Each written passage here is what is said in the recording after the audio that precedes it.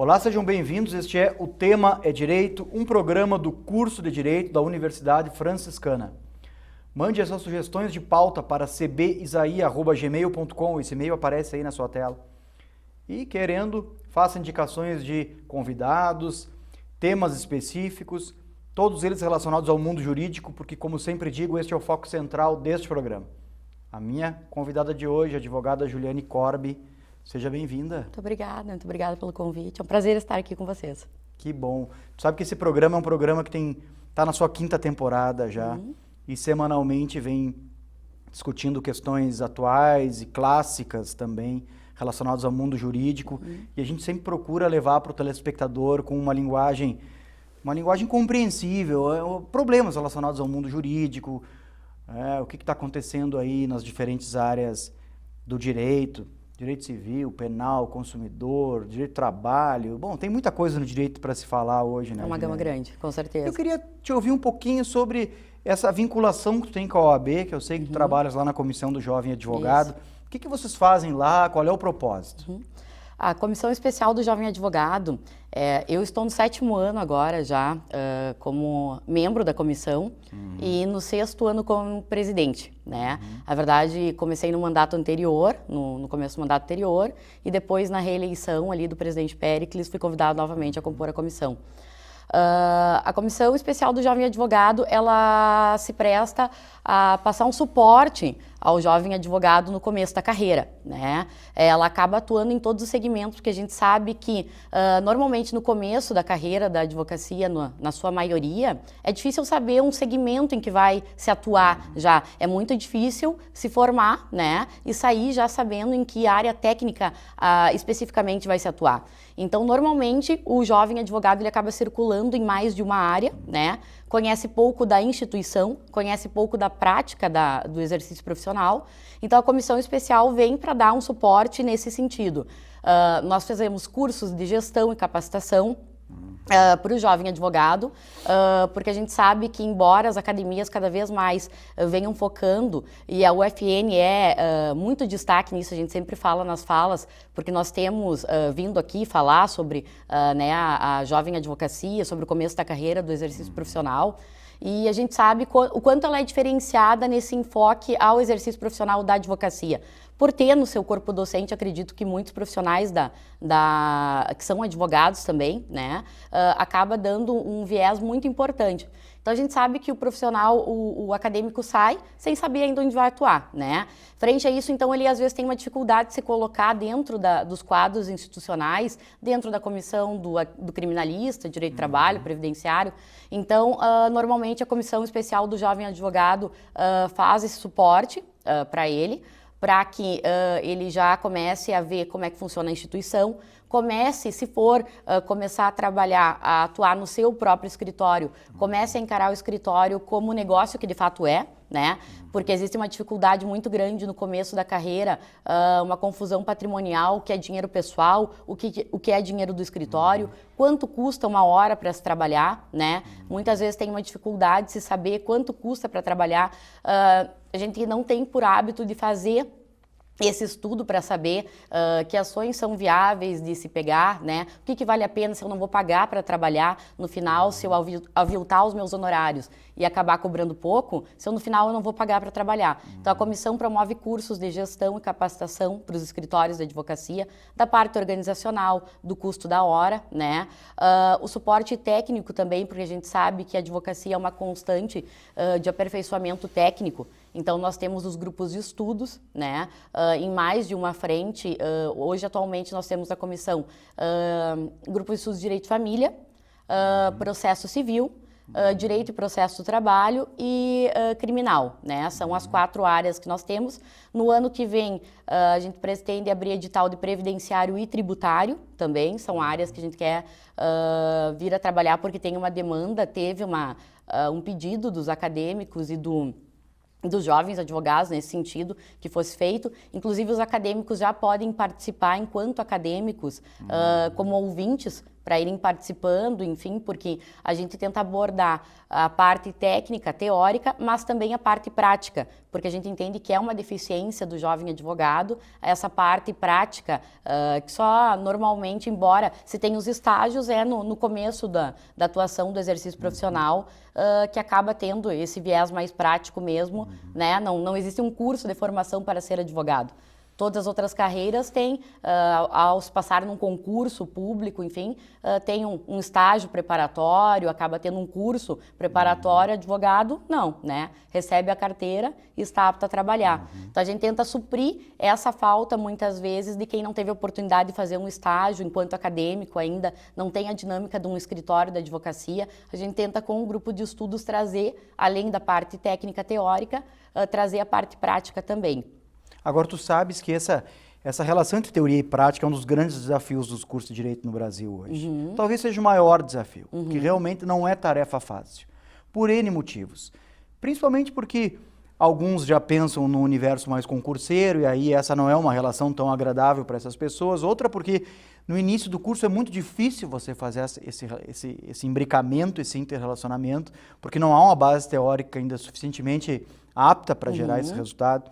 Mas eu te confesso que aqui neste curso de Direito da Universidade Franciscana, esse tem sendo um desafio trabalhado há muitos anos já, com o esforço de um grupo, vou aproveitar o ensejo, né, que tu mesmo trouxesse, de professores muito qualificados para isso e que trabalham com uma gama de possibilidades diferentes, eles têm atuações diferentes. Nós temos o magistrado, o delegado, o advogado, o pesquisador, o cientista, não que todos, né, um pouco não sejam, mas nós temos carreiras específicas que são representadas por pessoas muito renomadas aqui dentro. E isso, em alguma medida, é um facilitador. Para o aluno fazer para ele entender que desde o início essa aliança entre teoria e prática é fundamental e depois vai amenizar o problema que tu estás trazendo aqui, porque realmente é complicado isso. Você se forma, você conquista os direitos de capacidade postulatória e não vai sair peticionando ato contínuo, porque isso requer uma tarimba, requer uma certa experiência. Claro. E te confesso que esse é um fator muito importante assim, dentro dessa academia, de alta complexidade, é encarado como um elemento de alta complexidade e que leva, e eu já quero transformar em pergunta isso, a necessidade de especializar-se em determinada área. Nós temos que romper com essa tradição do clínico geral em direito. Mas como é difícil isso, muito, né? Muito difícil. Nós temos o evento OAB Vai às Faculdades também, que é um dos trabalhos da comissão, e que por isso que antes eu fiz o elogio à instituição, porque frequentemente nós somos convidados a estarmos aqui. E nos traz uma satisfação muito grande, que a gente percebe que ao longo do tempo e com essa parceria OAB e as instituições de ensino, a gente percebe, no começo a gente chegava aqui, Cristiano, e perguntava: quantos querem advogar? 2, 3, 4, né? Hoje a gente pergunta quantos querem advogar? 20, 10, 15. E isso vem num processo, acho que de fortalecimento da advocacia também, que a gente passa por um processo de uma reestruturação da advocacia nos últimos anos, né? E a gente trata muito essa questão do clínico geral, né? É impossível para as universidades, as instituições de ensino, tratarem todas as temáticas dentro do universo do direito, de todas as especialidades, né? Com a gama que se tem hoje, da quantidade de áreas de atuação distintas, é impossível, né? Nesse mesmo sentido, é impossível também que se prepare para todas as carreiras jurídicas com o leque que você tem, né? Embora o direito seja o curso para formar advogados, não pode se formar essencialmente advogado, tem que preparar para todas as áreas. Mas a gente fala a questão do clínico geral, que assim como se parar para analisar, as pessoas não procuram um médico clínico geral, né? Cada vez mais querem um especialista naquela área. Exato. E acho que, infelizmente, no primeiro momento, se tem a ideia de que se eu limitar, for especialista e não atuar, não pegar de tudo um pouco, minha carreira não vai decolar, não vai ter o sucesso que se espera e não vou ter clientes. Só que a gente vê numa ótica inversa, a experiência traz algo distinto do que essa ótica, que a partir do momento que quanto mais especializa, mais portas se abrem naquele segmento, né? E a gente vê também que existem muitas sistemáticas novas do direito que não são abordadas. Muitas vezes se pensa somente naquilo que é trabalhado na academia, né? Se pensa em direito direito civil, direito do trabalho, direito criminal, enfim. E nós temos hoje uma série de novos assuntos, novas temáticas que estão no judiciário, novas demandas específicas, os subnichos, né, dentro das atividades principais, que podem ser trabalhadas e que existe uma falta, sim, de especialistas. Agora tu sabe que realmente, assim, tu toca num ponto fundamental em relação a essa questão da velocidade em que as coisas andam, porque o direito não anda na mesma velocidade, lamentavelmente ele não anda na mesma velocidade em que a sociedade evolui. Sim, né? sim, a sociedade tem o seu tempo, ela tem os seus fatores de complexidade, e o direito ele não dá conta de prever, de enfrentar essa complexidade com a velocidade que as pessoas desejam que ele enfrente. Né? Então, realmente, assim, há 10 anos atrás tem uma série de assuntos que se fala hoje que nem se cogitava, né? Novas tecnologias, a relação do direito com dos escritórios de advocacia com novas tecnologias, de softwares julgadores, etc. Então a gente está vivendo um momento de turbulência tecnológica, inclusive, no direito. Né? Sim, Isso, sim. em alguma medida, sempre tem que ser introduzido dentro do ambiente da universidade e fazer parte dessas comissões aí, dentre as quais uma tu coordenas, que é essa do Jovem Advogado. E já te parabenizo, porque realmente assim, é um trabalho muito interessante esse que vocês estão fazendo. Essa luz, esse norte para quem está entrando no mercado de trabalho é muito importante até para suavizar, vamos denominar assim, a frustração. Porque deve ser muito grande o índice de gente que começa na advocacia, se desilude, porque realmente é uma profissão difícil, né? Sim, ela é com árdua. certeza. E acaba desistindo e rumando para outras. Nós precisamos de bons advogados. Com certeza, com certeza. E para o bom advogado sempre vai ter mercado, né? Com certeza. Nós estamos cada vez mais na busca de profissionais éticos, dignos, responsáveis, à altura da responsabilidade que é a profissão, né? Por isso esse trabalho que nós vamos até as instituições para falar da advocacia, fomentar, sim, que sejam advogados, mas que sejam advogados à altura da responsabilidade que é a profissão, né? Hoje nós temos, assim, um grande índice de denúncias, muitas vezes, da parte de publicidade irregular, sim, de condutas éticas, enfim, que a comissão vem trabalhando isso cada vez mais num trabalho preventivo, de alertar, porque muitas vezes não se trata nem de dolo, de má intenção do colega que está trabalhando, mas às vezes porque acaba estudando o código de ética para passar na prova da OAB, claro, né? E depois acaba se desatualizando com as matérias que estão em vigência, principalmente quanto à publicidade. Esse é um assunto fundamental que eu quero trabalhar contigo, sobre a importância da gente perpetuar o estudo do código de ética. Vamos fazer um trabalhinho super rápido, coisa de 30 segundos, e a gente já volta. Pode ser? Perfeito, claro. Então fique conosco, como disse, é super rápido, não saia daí, a gente já retorna.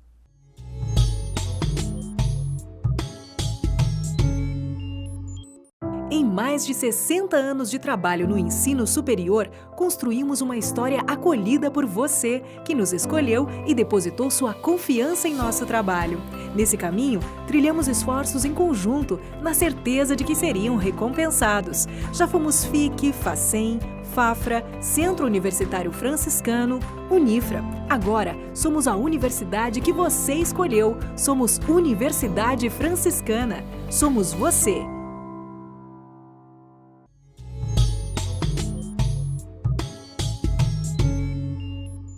Retornamos com o tema é Direito de hoje. Este é um programa do curso de Direito da Universidade Franciscana.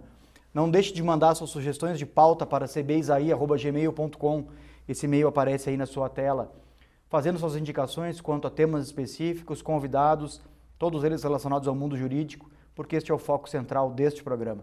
Minha convidada de hoje, a advogada Juliana Corbi, presidente da Comissão do Jovem Advogado. Vamos retomar ali o finalzinho do primeiro bloco e falar sobre a necessidade do Código de Ética deixar de ser um instrumento preparatório para o ingresso na carreira da advocacia e ser realmente assim, um mecanismo de estudo diário, né? Como é importante falar sobre isso? Com certeza. Eu acho que é um trabalho de construção, né? A gente vem de uma parte cultural em que a maioria dos órgãos de classe, enfim, não falam muito sobre essa parte ética, inclusive muitas vezes se abafam, né? Quando tem uma conduta que não é tão apropriada de um colega, enfim. Eu acho que a Ordem dos Advogados do Brasil vem cada vez mais trabalhando e se aprimorando enquanto profissional, né? Eu acho que o cortar da carne, como se diz muitas muitas vezes, é importante, né? E muitas vezes, a Santa Maria, inclusive, tem a primeira comissão de fiscalização e orientação do exercício profissional. Ela é a primeira no sentido da orientação. A fiscalização, ela tem em todo o território nacional, mas a orientação, ela é a primeira. Porque é exatamente isso. Muitas vezes não se estuda, existem as regulamentações internas através de portarias e diretrizes dentro da instituição, em que o advogado não se atualiza, né, quanto a isso e acaba cometendo algumas infrações éticas da parte da publicidade, principalmente, por não acompanhar. Eu acredito que isso é fundamental, que esteja uma aproximação do profissional da ordem, porque a OAB divulga, faz o trabalho informativo sempre através dos seus canais, das suas mídias, mas precisa que o advogado esteja aberto a essas informações, buscando também esse conhecimento, né? Não adianta receber o e-mail institucional e ele ir para a lixeira e não acompanhar aquilo que a instituição oferece. Então, é um trabalho crescente cultural dos profissionais também. A tua fala me faz pensar e lembrar da importância do trabalho da OAB na fiscalização desse tipo de conduta, né? E vou mais além para dizer que a OAB é muito séria na investigação e aplicação da lei, das regras, em relação aos advogados que usurpam as possibilidades de publicidade ou que incorrem em outras práticas ilegais que estão por aí. Queria te ver um pouquinho a tua concepção sobre isso. Como é que tu vê esse trabalho dentro da ordem? Eu acho que é um trabalho, para quem faz esse trabalho, eu admiro muito, faço muita questão de elogiar sempre a comissão de fiscalização e orientação, porque não é fácil, né? Principalmente numa cidade em que todo mundo se conhece, em que se tem, tu muitas vezes se indispor com os colegas a partir do momento que se começa a notificar, a trabalhar, a fazer denúncias, né? Mas como é algo cultural, a gente percebe que a partir do momento que alguém é denunciado, ele começa a cuidar a conduta profissional dos outros e começa a denunciar também, e se torna, isso eu acho que é muito saudável, porque há um crescimento, sim, das condutas, da moralização da advocacia, porque começa que alguém que defende o direito de outro tem que começar respeitando o seu próprio código de ética. É o mínimo que se espera de um profissional ético, responsável, né, um comprometido com a defesa do direito, aquele que está de outro, que respeite o seu código de ética. Então, acho que é um trabalho fundamental que a OAB vem fazendo. Isso dá credibilidade a todas as ações que ela vem promover, porque a OAB tem um papel dentro da cidadania, né? De construção junto aos agentes públicos, né? Aos poderes judicial, ao poder do executivo, legislativo, judiciário. Então, para que ela possa apontar e cobrar, ela precisa fazer esse trabalho interno primeiramente, né? Agora, sabe que na minha concepção, um dos pontos de maior proximidade da Ordem dos Advogados do Brasil com as academias se situa exatamente nessa questão da ética profissional, da necessidade de já preparar o aluno desde cedo para o enfrentamento de um direito complexo, mas que leva a uma atuação profissional com limites. E como isso realmente é um assunto tratado de forma muito séria no ambiente da academia e no ambiente da ordem. É um casamento muito interessante aí nessa perspectiva. Vocês que estão mais focados na ordem, vocês visualizam nas academias também instituições de importância para se falar nesse tema? Com certeza. É um trabalho, acho que uma construção que vem, acho que está muito imbuído na formação que o acadêmico recebe, né? A gente acaba percebendo muitas vezes a disparidade que se tem das incidências quando a gente vai se deparar com números das academias que trabalham isso nos seus acadêmicos e daquelas que acabam tratando de um aspecto secundário somente para passar na prova da ordem. Quem tem uma construção do pensamento, a academia que se volta para a ensinar a pensar, a ter postura, a ter responsabilidade, acaba tendo um outro viés de formação.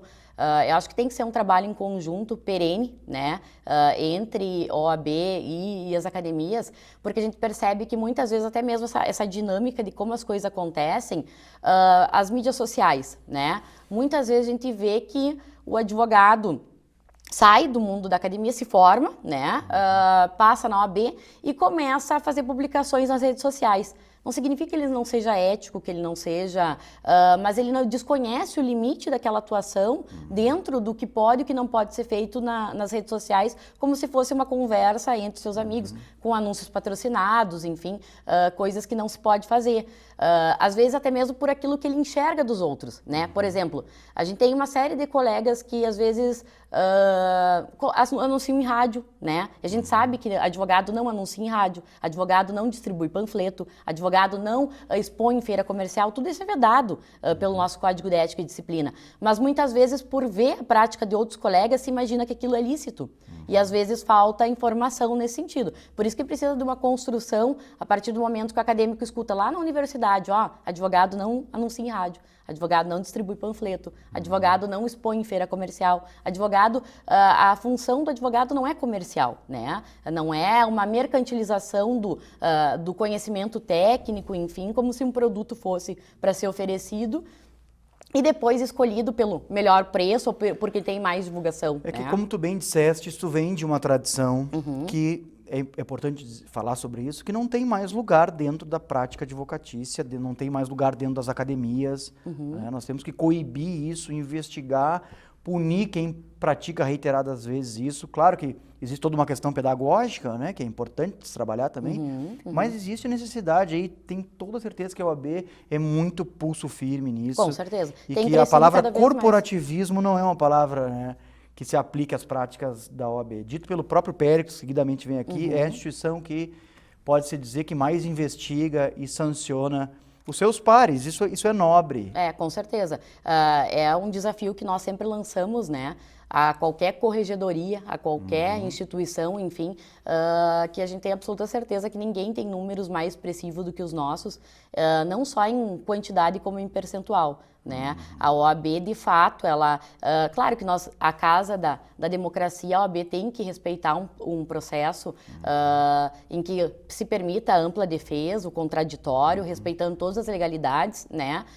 Por isso, às vezes, é um processo que ele pode ser um pouco demorado, porque existe um rito, uma forma, e se respeitar todos esses direitos do colega que está ali sendo processado, mas com certeza, nós temos advogados suspensos, nós temos advogados com pena de censura, nós temos advogados excluídos dos quadros da ordem, e isso vem numa crescente porque nós temos, quando se fala na cultura da denúncia, não se fala com uma perseguição aos colegas, mas uma moralização, né? Que nós temos que sim observar, cada um é fiscal do outro colega, né? E que cada vez mais se coíbam esse tipo de prática, porque a partir do momento que as denúncias se tornarem rotina, né? A gente percebe que há uma diminuição crescente de reincidência, principalmente. São casos isolados, realmente, que traz uma satisfação muito grande dos advogados notificados e processados que são reincidentes. É uma pequena minoria, porque muitas vezes é essa questão da falta do conhecimento técnico da legislação. Então, a partir do momento em que não se tem dolo, não tem a intenção de praticar uma conduta ilegal, quando é advertido, o colega para de praticar. Isso a gente percebe que tem tido um resultado efetivo e é um trabalho árduo, né, de quem está ali, são muitas pessoas envolvidas, Tribunal de Ética e Disciplina Seccional e na subseção aqui também envolve muita gente para trabalhar. E eu fico muito grata a esses colegas que prestam esse trabalho, que muitas vezes não são até mesmo bem vistos perto à frente daqueles colegas que são notificados ou que têm que responder, mas que é um trabalho necessário, né? Mas acho que com o tempo aquilo vai se desfazendo essa questão de não ser bem visto, porque quando o colega percebe que é para todos, não é algo pessoal, não é algo que é dentro da própria instituição da OAB, se algum membro de comissão, algum conselheiro, algum membro da diretoria cometer um ato assim, também vai ser processado, também vai ser denunciado, e que é uma prática para todos, e que isso vem buscar uma moralização. Né? Juliane, queria agradecer a tua presença aqui no programa, um né, dizer que as portas sempre abertas, tanto a ti quanto a outros integrantes da Ordem, Subseção Santa Maria. Transmito o nosso abraço lá para o presidente Péricles e para todos os conselheiros. Realmente, assim, a OAB desenvolve um trabalho muito importante, muito essencial, responsável pela mantença da Constituição, da democracia. Não é à toa que vocês intitulam a própria sede como a Casa do Povo, a Casa da Cidadania. E dizer, então, que a instituição de portas abertas, o curso sempre à disposição para aquilo que vocês precisarem. Muito obrigada. Agradecemos esse convite, acreditamos muito nesse trabalho em conjunto, em parceria da instituição com a OAB, né? Nós estaremos sempre à disposição e gostaria de convidar, né, que os acadêmicos já comecem a curtir a página da comissão no Facebook, a página da subseção também no Facebook, que ali, enfim, todos esses eventos que a gente falou, dos cursos de estudo, dos eventos treinamentos técnicos que fizemos, o curso de gestão, são noticiados ali. Então, os acadêmicos já podem participar e acompanhar a comissão através dali. Enquanto acadêmico, com certeza, eles vão estar à frente dos colegas que vão esperar se formar para depois buscar a instituição. Perfeito. Muito obrigada. Então fica o convite para outras oportunidades, Com que certeza, você possa voltar aqui e falar um disposição. pouquinho mais sobre isso, sobre as outras questões que envolvem a OAB. Com certeza. Muito obrigada. Agradecemos a você também pela audiência e fique ligado nos próximos programas da TV da Universidade Franciscana. Até a próxima!